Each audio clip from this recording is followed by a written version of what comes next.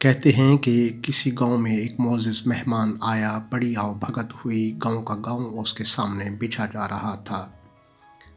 کھانے کا وقت آیا تو انواع و اقسام کی نعمتیں اس کے سامنے دسترخوان پر لا کر چن دی گئیں۔ ساتھ ہی ایک لمبا سا اور موٹا سا ڈنڈا بھی لا کر رکھ دیا گیا۔ مہمان نعمتیں دیکھ کر تو خوش ہوا مگر ڈنڈا دیکھ کر ڈر گیا۔ سہمے ہوئے لہجے میں پوچھا، آپ لوگ یہ ڈنڈا کس لیے لائے ہیں؟ میزبانوں نے کہا، بس یہ ہماری روایت ہے، بزرگوں کے زمانے سے چلی آ رہی ہے۔ مہمان آتا ہے تو اس کے آگے کھانے کے ساتھ ساتھ ڈنڈا بھی رکھ دیتے ہیں۔ مہمان کی تسلی نہ ہوئی، اسے خوف ہوا کہ کہیں یہ تمام ضیافت کھانے کے بعد ڈنڈے سے ضیافت نہ کی جاتی ہو۔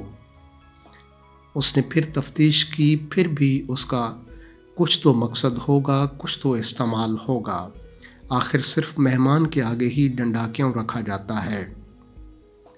میزبانوں میں سے ایک نے کہا، اے معزز مہمان، ہمیں نہ مقصد معلوم ہے نہ استعمال، بس یہ بزرگوں سے چلی آنے والی ایک رسم ہے، آپ بے خطر کھانا کھائیے۔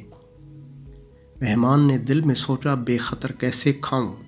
خطرہ تو سامنے ہی رکھا ہوا ہے۔ پھر اس نے اعلان کر دیا، جب تک آپ لوگ یہ نہیں بتائیں گے کہ آپ کے یہاں بزرگوں کے زمانے سے مہمان کے دسترخوان پر ڈنڈا کیوں رکھا جاتا ہے، کیڑے کو پتھر میں رزق پہنچانے والے کی قسم، میں آپ کا ایک لقمہ بھی نہیں کھاؤں گا۔ اب تو پورے گاؤں میں کھلبلی مچ گئی کہ مہمان نے کھانے سے انکار کر دیا ہے۔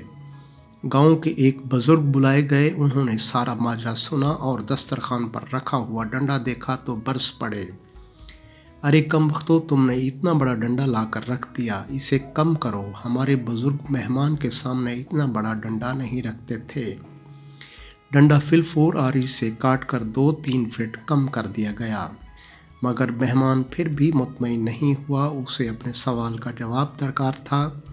اب ایک نسبتاً زیادہ بزرگ بلائے گئے، انہوں نے بھی سارا ماجرا سنا، انہوں نے بھی ڈنڈا ناپ کر دیکھا اور انہوں نے بھی اعتراض کیا، ڈنڈا اب بھی بڑا ہے، ہمارے بزرگ تو مہمانوں کے آگے ایک چھوٹی سی پتلی سی ڈنڈی رکھا کرتے تھے۔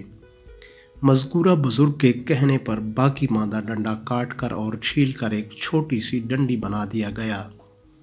گو کہ اب ڈنڈے کا سائز اور جسامت خطرے سے باہر ہو گئی تھی، مگر مہمان کا تجسس برقرار رہا۔ اب تک آنے والے بزرگوں نے صرف سائز اور خطرات ہی کم کیے تھے، اس کا استعمال اور اس کا مقصد کوئی نہ بتا سکا تھا۔ مہمان اب بھی کھانا زہر مار کرنے پر تیار نہ ہوا۔ اب ڈھونڈ ڈھانڈ کر گاؤں کا ایک ایسا بزرگ لایا گیا جس کے سر کے بال ہی نہیں، بھویں تک سفید ہو چکی تھیں۔ محتاط سے محتاط اندازے کے مطابق بھی بزرگ کی عمر 100 سال سے کم نہ ہوگی۔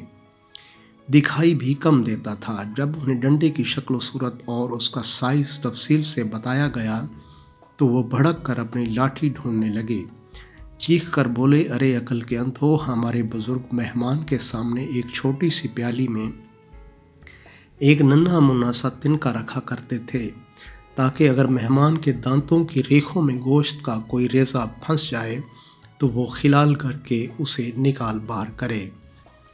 نتیجہ، زندگی کے کسی بھی شعبے میں کوئی نئی بات، کوئی بدعت شروع تو خلال کے تنکے جتنی ہی ہوتی ہے، مگر پھر اس کے پیروکار اسے بڑھا کر لمبا سا اور موٹا سا ڈنڈے کی طرح بنا دیتے ہیں اور اس پر بھی مطمئن نہیں ہوتے۔